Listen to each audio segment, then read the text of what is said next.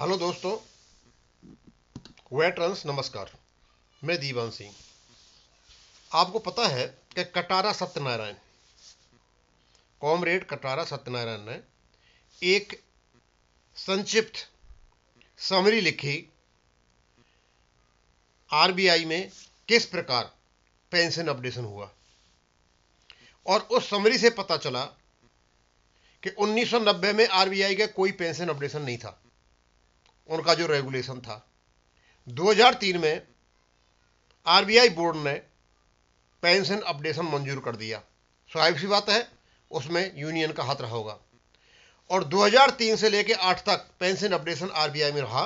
लेकिन बाद में भारत सरकार ने यह कहा कि जो आरबीआई का जो बोर्ड है उसने जो पेंशन अपडेशन दी है उसका नोटिफिकेशन नहीं हुआ है, इसलिए वो इनवैलिड है और उसको विड्रॉ कर लिया गया। और शायद आरबीआई के लोगों की रिकवरी भी हुई थी।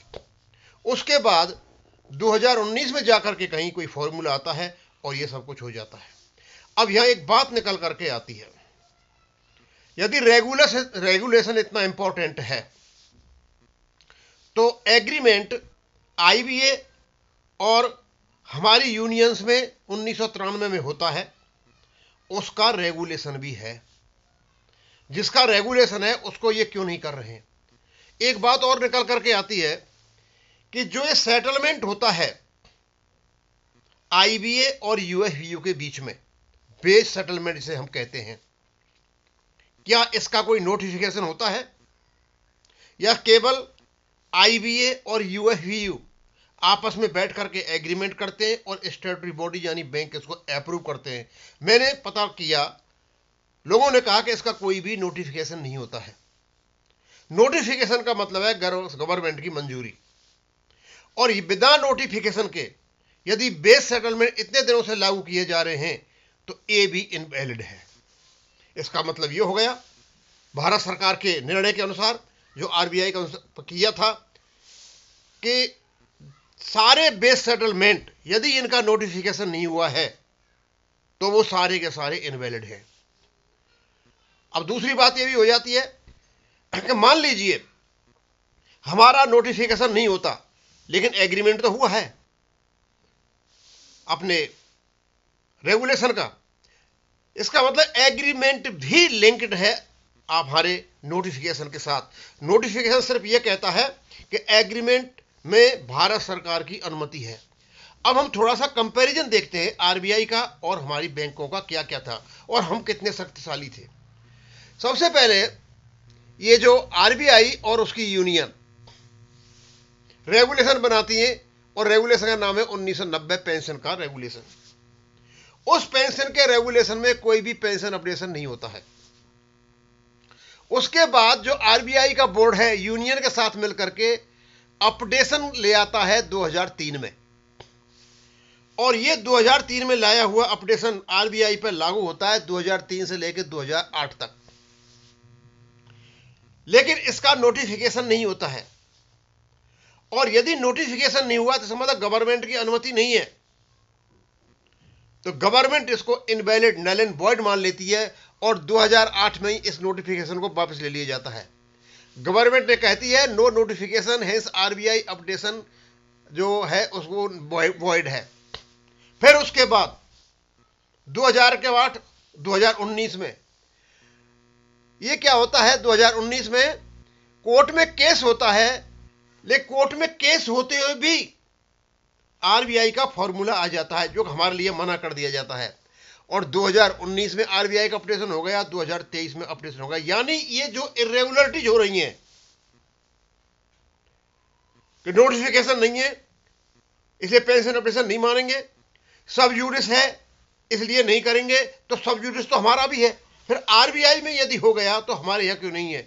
और आपको पता होना चाहिए जब आरबीआई का लागू हुआ था तो डीएफएस ने यह कहा था यदि हम इसको यहां लागू करते हैं तो इसकी हवा, इसका कंटेंजियन इफेक्ट दूसरी बैंकों में जाएगा। यानी ये मानते थे कि बैंक पेंशनर जो है बैंक पेंशन अपडेशन अपरिहार्य है।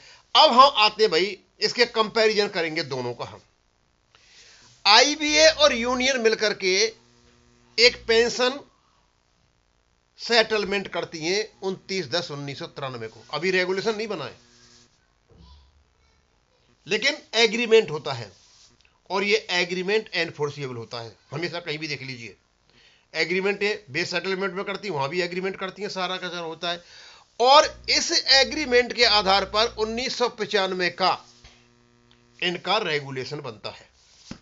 आरबीआई का 1990 का रेगुलेशन और बैंक्स का, पब्लिक सेक्टर बैंकों का 1995 का रेगुलेशन में क्या अंतर था? आरबीआई के 1990 के रेगुलेशन में कोई भी पेंशन अपडेशन नहीं था, लेकिन बैंकों के 1995 के रेगुलेशन में 35.1 अपडेटिंग से संबंधित था।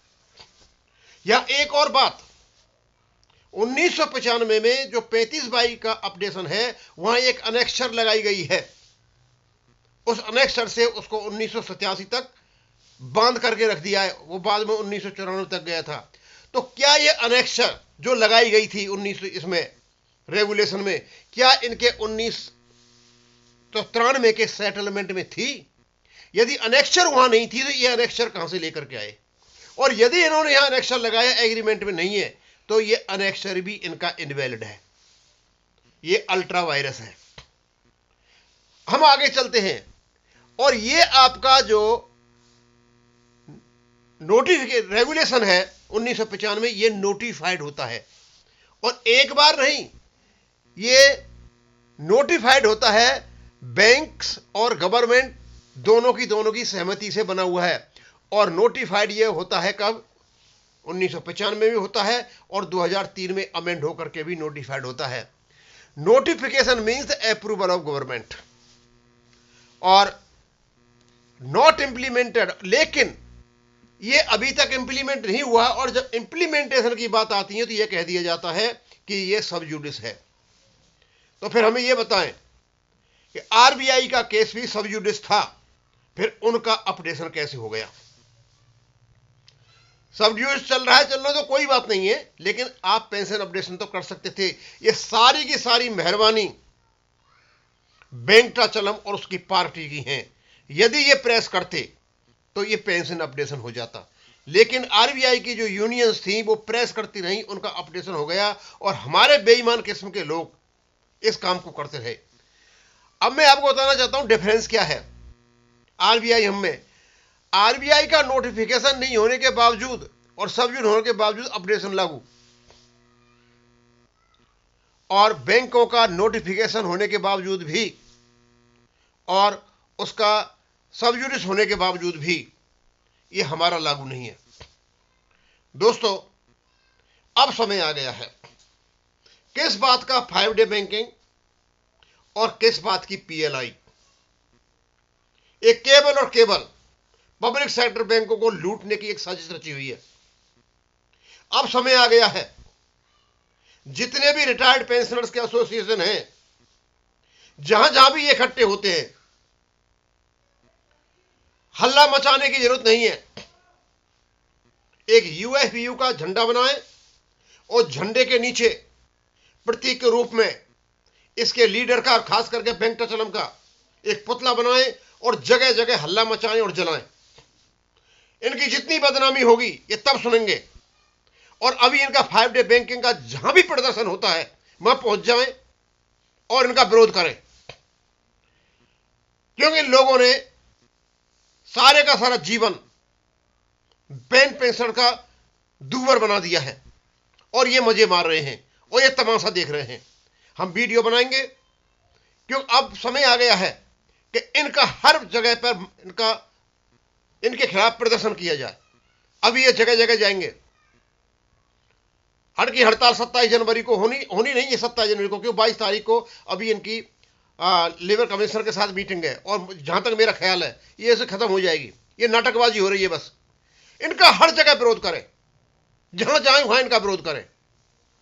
और यदि ये रिटायर्ड यूनियन जो है नहीं विरोध करती हैं तो भाई ये तो ऐसे ही रहेंगे, ये कुछ नहीं करने वाले हैं।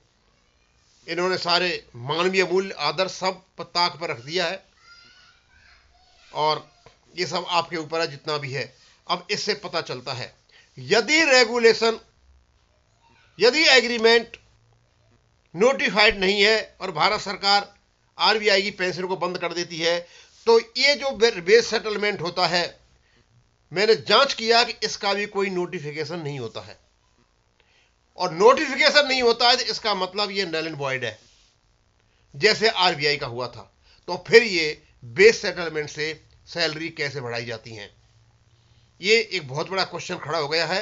अदरवाइज 2003 में जो आरबीआई ने किया था अपना पेंशन अपडेशन अपने कर्मचारियों, और गवर्नमेंट ने उसको बोल दिया नल एंड वॉइड है और नोटिफिकेशन नहीं हुआ है, तो नोटिफिकेशन तो बेस सेटलमेंट का भी नहीं होता है, फिर वो कैसे वैलिड है। उनका भी चला हुआ था कोर्ट में केस, उनका अपडेशन हो गया, हमारा कोर्ट में केस चला, फिर हमारा अपडेशन क्यों नहीं होता है। केवल और केवल इसका एक ही उत्तर है, और वो है हमारी यूएफबी के नेताओं की मिली भगत। अब यहीं खत्म करूंगा। थैंक यू, धन्यवाद।